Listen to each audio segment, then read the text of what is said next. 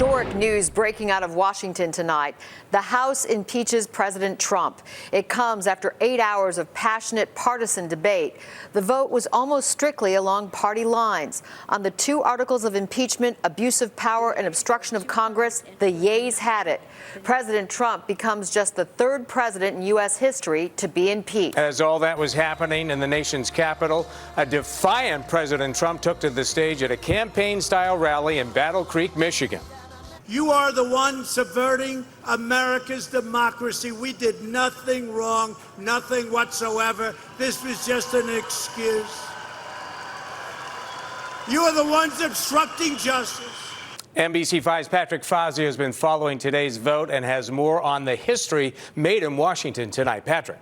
Yeah, Rob, we expected Congress members to vote along party lines, but not everyone did. Take a look. While all the Republicans voted against impeachment, 2 Democrats joined them for the first article and 3 Democrats crossed the aisle for the second article of impeachment.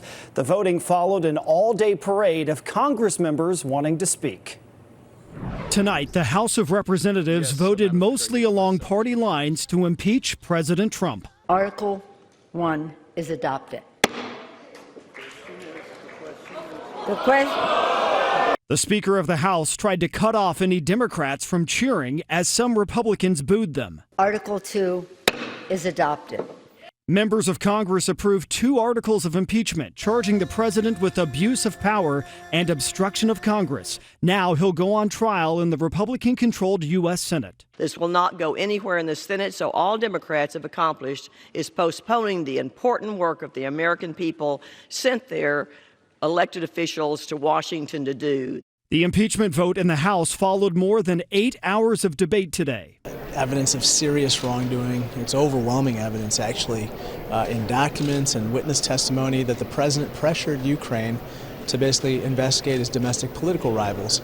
And then on top of all of that, he obstructed Congress from even trying to investigate. Democrats from Illinois talked about why they voted to impeach the president. No one is above the law. The Congress has the right to check the executive. There's enough evidence, but I do wish that the House Democrats had not moved forward right now.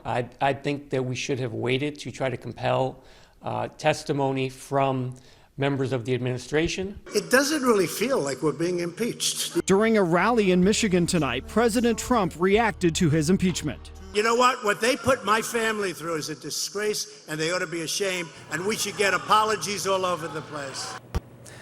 So up next, Donald Trump will become the third president ever to go on trial in the Senate. But House Speaker Nancy Pelosi says tonight she might delay sending the articles of impeachment to the Senate until she hears the terms of the trial. Allison? Patrick, thank you. Illinois congressmen and women voted along party lines tonight as well, except for downstate Republican John Shimkus, who was out of the country. Democratic Congresswoman Jan Schakowsky sent out a statement after the vote that said in part, "Today I did the right thing. I put our nation, its people, and our democracy first, as I swore to do. I voted yes on both articles of impeachment against this president." Republican Congressman Darren LaHood tweeted in part, "I will vote no today, and I hope we can finally move on and work on issues voters sent us to Washington to fix."